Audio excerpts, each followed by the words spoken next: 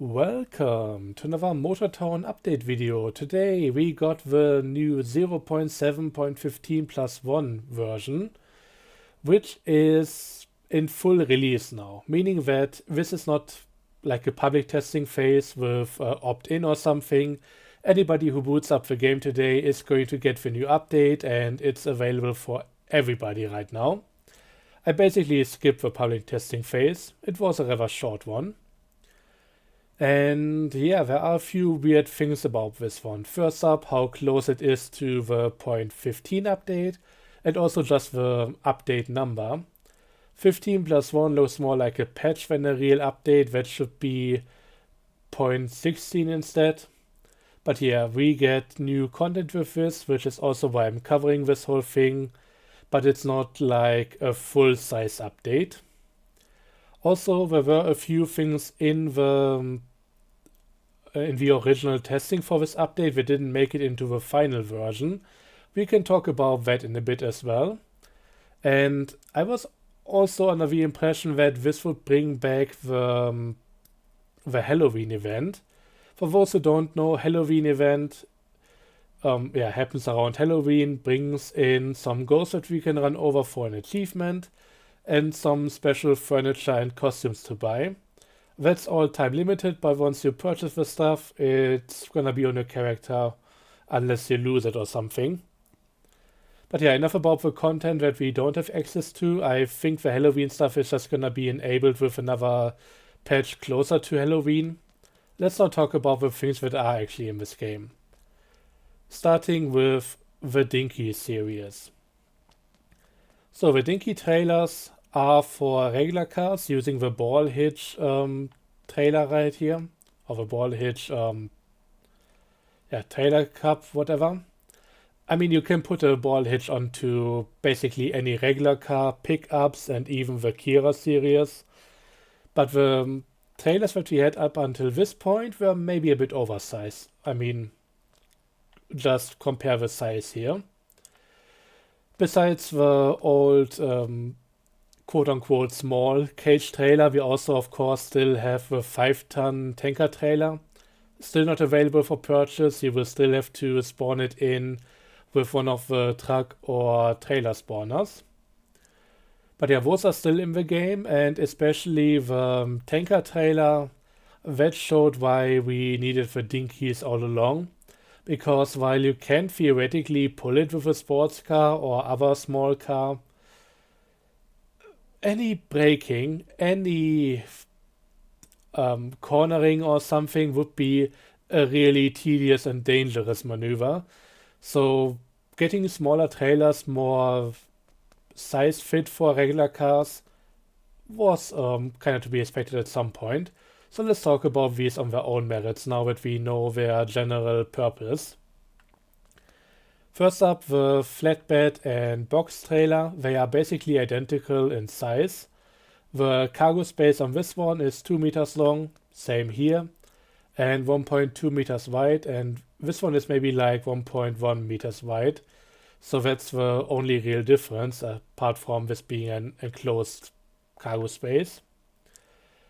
The sad thing about this, right now we can only load one pallet in here. Maybe some other small things alongside that, but if we had the option to load the pallet sideways without using a crane, we would be able to put 2 in here. So one up front and then still have enough space for another one behind that. But yeah, manually loading the stuff isn't really possible without a rotator, and that's kind of overkill. Both for the effort, but also just the amount of time it takes and the machinery needed. And yeah, one single pallet isn't really going to move the worlds here.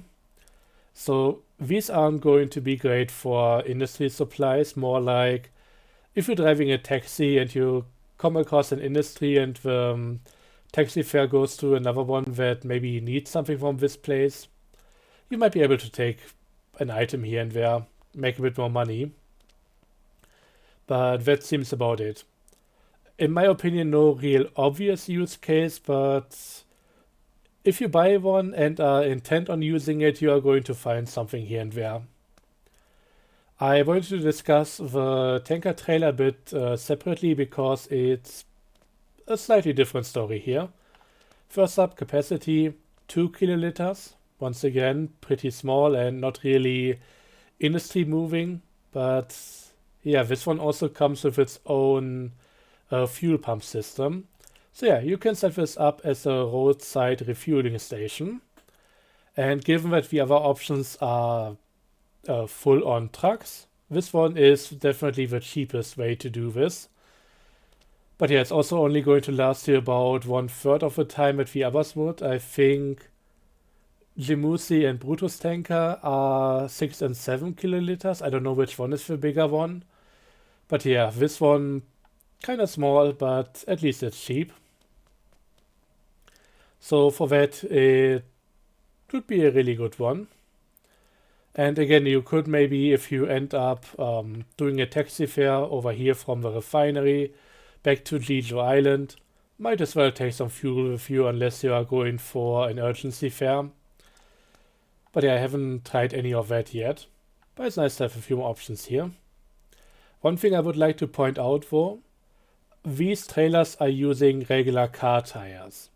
Regular car tires have a tonnage of 700 kilogram. 2 kiloliters of fuel are going to be 1.6 tons.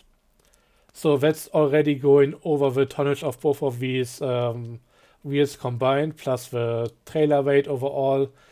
Might be putting a bit of that weight onto the car that's pulling it, but in the end, these are going to be over tonnage, and therefore they're not going to last that long. So keep in mind that, yeah, these are going to burst sooner or later. But yeah, overall, nice little trailers. Once again, I don't really know any obvious use case for them, but it's nice to have some additional tools here. So let's move on to something that's on the very other end of the size spectrum here. We got the Conta trailers, the Conta B-double trailers that is. And yes, there are 4 of them. 2 of which are lead trailers, 2 of which are rears, and yeah, one set is just for 20-foot containers, the other one is 40-foot containers or 2 20-footers. So yeah, I mean, there isn't really anything out of the obvious with them. The rears can easily be used as standalone trailers, and you can also use the standalone old container trailers as rears for B-double setups. This one, for example, is out of all the 3 20-foot container options. So the rear B-double and these two, this is the shortest option. The standalone 40-foot trailer and the B-double rear 40-foot, they don't really do much different. This one is a triple axle dually setup. This one is a triple axle single wheel setup. But in terms of overall length, they are pretty much identical from the kingpin to the rear over here. And yeah, apart from that, I don't know if there's really too much to talk about. The 40-foot container might be a bit too much to maneuver. These are really long. Might be getting close to the length of the Lobo van. So that's where the 20-footer comes in. And depending on how you set them up, the maximum amount of containers that you can get is basically 80 foot worth with a 35 meter length limit. So that's either 2 40-foot containers or 4 20-foot containers, but that's pretty much the maximum. I tried with different setups between all of these here, but also using the CUDA container truck. Anything that would use 5 20-foot containers would just be too long. Okay, let's move on to the next topic, and that is the houses are back. The house is back in town. and we got 9 of them.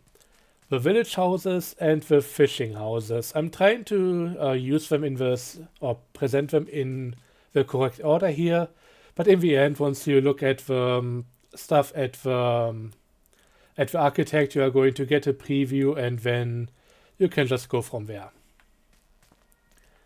So, starting with this one, this should be Townhouse 01A.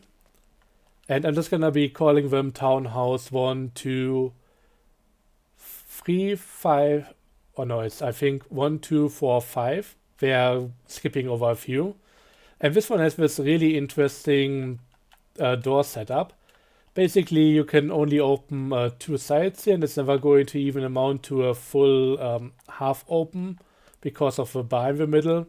But you can also just keep on clicking here and closing the door on yourself again. Kind of a fun little mini game. Inside, it's a mostly rectangular room with a bit of an extension over here. There is a back door with a staircase and also this little overhang part.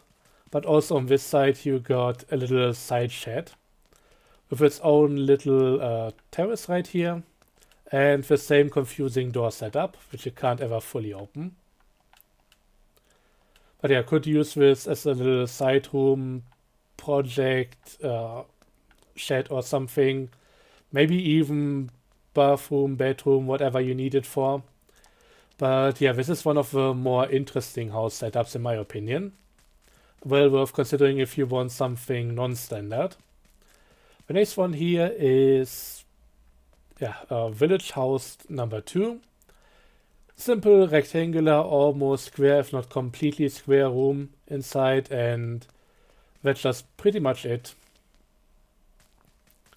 Nothing else to really talk about here, so I'm just gonna go around the outside ones.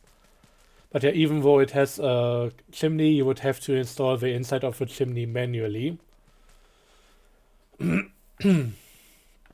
So let's move on to the 2-story houses. I think these are 4 and 5. For the village houses. But yeah, this one, the white one with blue details, it actually comes with a back door. So besides having a decent front porch over here, it also comes with a staircase. Second floor right here. The one thing that I don't like too much about this one is the staircase is moved somewhat to the middle of the building, likely to make space for the back door. But the top level could maybe extend the floor into the corner here a bit. You wouldn't get too much more space from it, but as it is right now, it looks a bit awkward. Just really my opinion, though, it's nothing too deal-breaking in the end. You still have plenty of space on the upper floor and can make something nice here. Though it's not the only 2-story house, so let's take a look at the second one, because this one is, in the end, my favorite. I may be liking this one a bit more for the color scheme. Also, chimney in here that doesn't really go inside the house. I mean, I had something in the house I grew up in. We basically had chimneys, they went all the way down, but it wasn't like a fireplace or so. More for the basement boiler stuff. But yeah, this one, mostly rectangular with a bit of an outcrop over here. No back door, but the staircase is nice and put into the corner here. So you get a bit more space on the upper level. And yeah, I think overall for this room layout, this would be my more favorite one. I like that we got some 2-story houses now. Now let's move on to the ones from the fishing village. Starting with house number 1. Pretty simple layout here, just a rectangular house, nothing too crazy or special about it. Just a nice looking one that you can do a lot of stuff with. Second house, nice front porch, but inside, I mean, once again, mostly rectangular, but with a bit of extension over here into this direction. Once again, always depends on what exactly you are looking for. Next one over here, which should be Fishing Village house number 3. Little front porch, rectangular room and a back door. And that's just about it. And then we get into the last two. I think this is number 4. Nice little front porch, rectangular room, back door. And the last one, very small, with a very wide front porch, I might say. I mean, they're all kind of wide, but for how narrow this house is, this feels almost like overkill. And inside we don't get a back door here, and it's a decently small room. Might still be a bit bigger than the old starter house and the other regular houses were, not the desert houses, but the regular townhouses that we got so far. But yeah, if you maybe only have a bit of space left over after building a depot or something, then this could also be a good option, and some of these could also make for decent office buildings. So yeah, just because it's smaller doesn't necessarily make it worse, just depends on what you really need in the moment. But yeah, these are all the new houses. Enjoy them, check them out at the architect over here, and let's move on to the next big thing, which is the Motorpedia, available in the pause menu. And it's basically, besides giving the help messages over here, you can also check out different vehicles. Takes a while to load. But yeah, it gives you the configuration over here, where the engine is, which wheels are powered, model name, stock engine, transmission, comfort, seats, fuel tank size, which is really nice. Wasn't available in-game before without emptying out the tank and checking the gas station. And also some required levels and miscellaneous things in here. Some vehicles are shown in multiple options, and while you can, I think, get the taxi skin for the regular Elisa, you cannot outright buy the Elisa taxi. It's the same with some other stuff like the Nemo taxi here. These are basically here because they spawn in the world. Like if we find the Bongo, we can maybe check out that one. Because basically the Bongo comes in 2 versions, the one that you can buy, and oh, it's actually shown with a price tag here. But yeah, this one actually cannot be purchased because this is the bus version available at only the terminals. If you could buy the one with the bus license for 30k, that would be a steal because the license alone is 20k. But yeah, the regular Bongo you can buy and upgrade, but this one shouldn't be purchasable. So small error in here. And also the order of all of these things is just wild. There are some filters up on top where you can look through the stuff in the vehicle classes and everything. Also the search function. But I have no idea why they put some of this stuff in here, or the order they put it in. It's completely random, it seems. The one thing I would still like from this menu is for them to add the vehicle weights. That could be really interesting, especially for racing. Or if you're just checking out which one might be the better vehicle overall, because lighter in this game is definitely an advantage. So the next one, we got a company button to sort vehicles.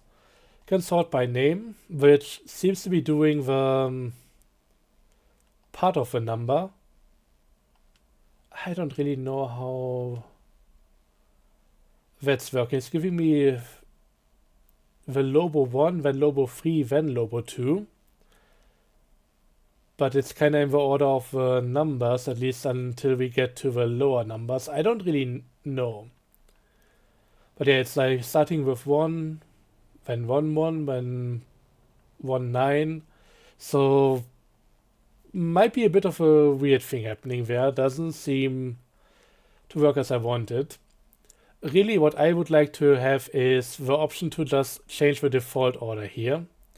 So not doing anything weird, but I would really like to just have my city buses on top, then the long distance buses, and then maybe some of the trucks afterwards, or something like that. But keep the similar things grouped together. And that's not possible here, it's just giving me some default options, and that's kind of arbitrary. So the next things, before we get into stuff that I cannot really show, let's get into the drag strip, which should be somewhere over here. So this is a new addition and it's currently not non-functional. It's one of the things that got taken out basically. First up we have a little dirt track over here. I don't know if this is supposed to hint at us potentially getting more stuff in terms of cars or even smaller vehicles like an ATV or little buggy here. I mean, the outer oval is wide enough for racing. But once you get onto the inner circles and you start drifting, good luck overtaking anybody, I would say. I mean, this is still somewhat wide, but once you go sideways, most of the track is taken up. So, I don't know. Would be nice getting more vehicles in general, and I mean specifically cars. It's gotten a bit dry for people doing racing. And it's been quite a dry spell for quite a while here. But yeah, this one pretty cool. Just remains to be seen what they do with it. I mean, we can always put down our own checkpoints and use them for whatever, but right now it seems like more of a preparation for things to come in the near future. So, the drag strip. It's likely meant for just a quarter mile, at least. There is a slightly differently colored patch of asphalt over here, and that seems to be a quarter mile long. I think this is just gonna be for braking and yeah, run out basically. I don't think this is meant to be used as a half-mile drag strip. But the thing is, doing some of the testing, this has actually been fully functional. There was a tree over here with all the traffic lights that you would expect to give you a proper countdown and measure your reaction time, I think, as well. I've only seen videos of it. I haven't tried it myself. But yeah, basically that has been removed, so I guess it wasn't ready yet. And right now this area still seems to be very much work in progress. We get a few bulldozers over here to the left and right. And I think some of the spaces are left out for future buildings. So we still have to see what they do with this place, but it's nice to see something like this. People have requested this kind of thing for a while now, so glad to see it in-game.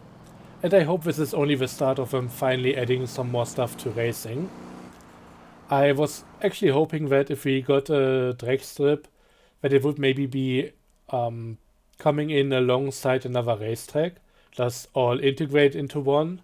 This is definitely going to be a standalone thing, but I hope we can see some of the other space here used for racetracks. That would be really nice.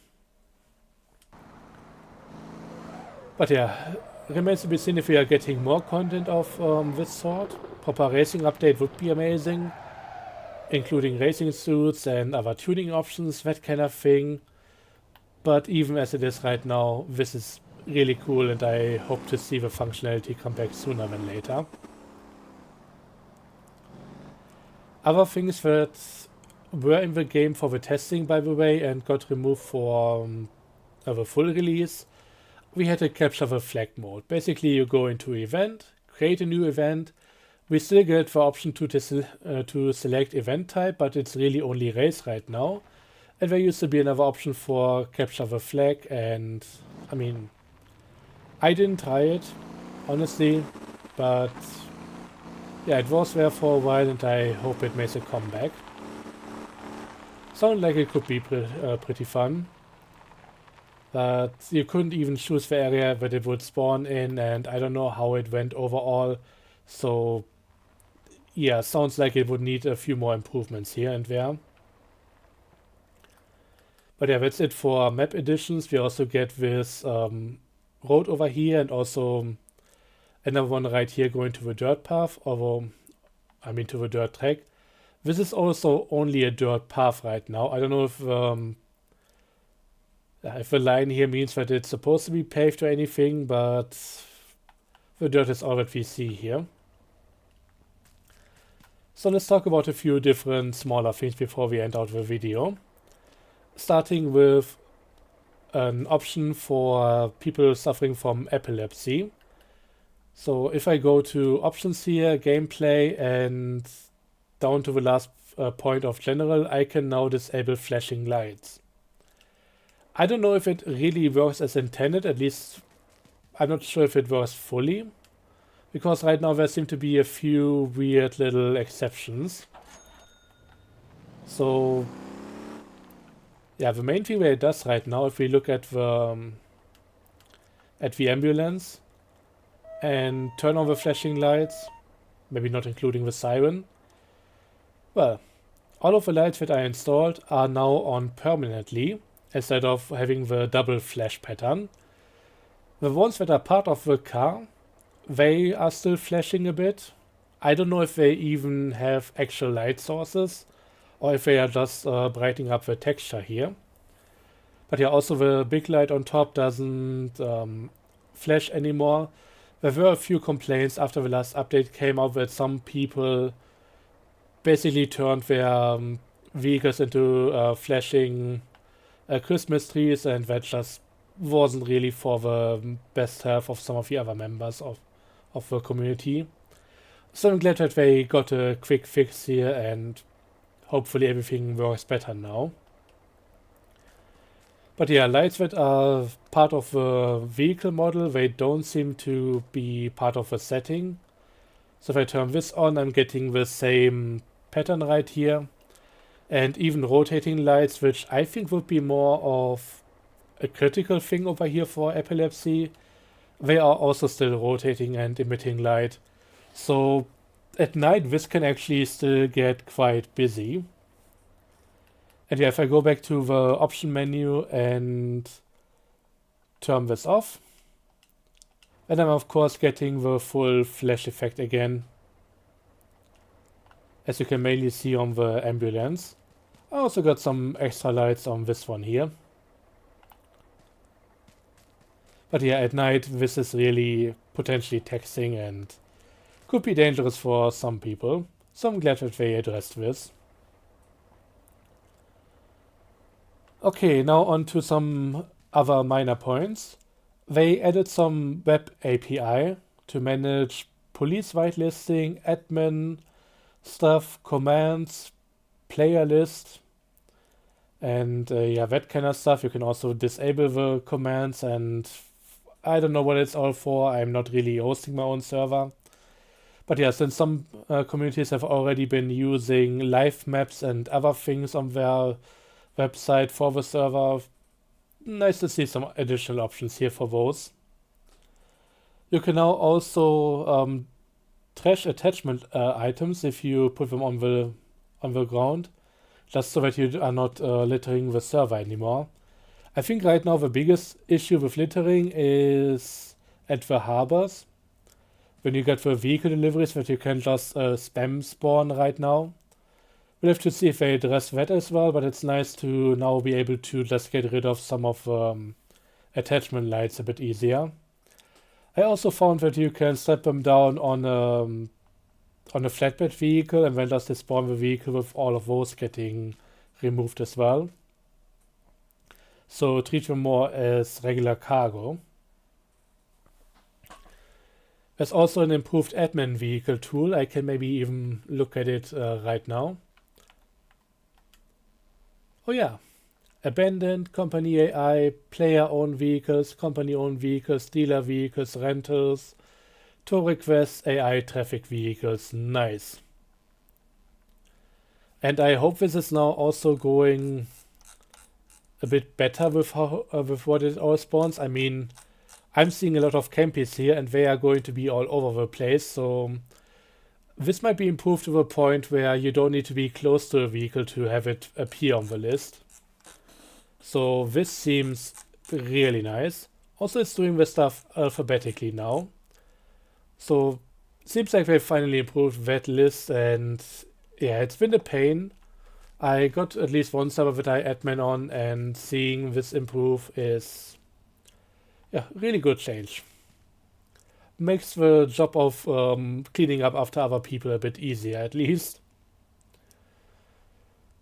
Yeah, the menu player list is now sorted by admin and alphabet, so I guess this is this one cannot really show you guys too much right here, but yeah, it should be putting the admins on top now and everything be alphabetically beyond that. Loan help message in vehicle seller pop-up now only visible when budget is tight. So basically, if you go to any vehicle seller for the 0715 update, you always got the message that you could get a loan from the bank. And now that's gonna be removed unless you maybe not able to afford the vehicle, which I think is fair enough. The loan system didn't get enough attention before, but having it pop up all the time despite potentially having multiple millions in game felt a bit unnecessary. So I like the solution right here. Making sure that people who might wanna take advantage of the loan know of it, but it doesn't need a constant reminder that this is an option in the game. Server browser now shows more server options. I haven't looked at that one, so no idea. Utility slot is added to the Brutus ambulance. Let's have a quick look at that. And I also checked it out for the tavern. That doesn't get anything like that. Let's see, Campy. Where the hell is the Brutus? There it is. But yeah, the Brutus on the driver's side now has a utility box. I would love to see something like this for the tavern ambulance as well. And yeah, this is just a regular inventory slot. You can also put a fuel tank on here if you want to. But yeah, this shop, you need a drone, you need your costume. So having something like this is really nice. But yeah, it's only available on this one and setting up the tavern. Not that the tavern would have any space on the outside, you would likely need to put that on the inside. But I might have to suggest that because this is a really nice thing for these kind of jobs now. But yeah, that's everything so far. So last but not least, let's take a quick look at the server browser options. If we go to the join menu, I don't see anything different up here. Let's wait until this is fully loaded. I mean, it's giving me some stuff over here, which is nice. Cooperation not allowed, police whitelist enabled, modded vehicles not allowed. So yeah, that's giving a few things here. So yeah, I don't think there's too much else to say here. So with that out of the way, I'm just gonna say thanks for watching. I hope you enjoyed and found this useful.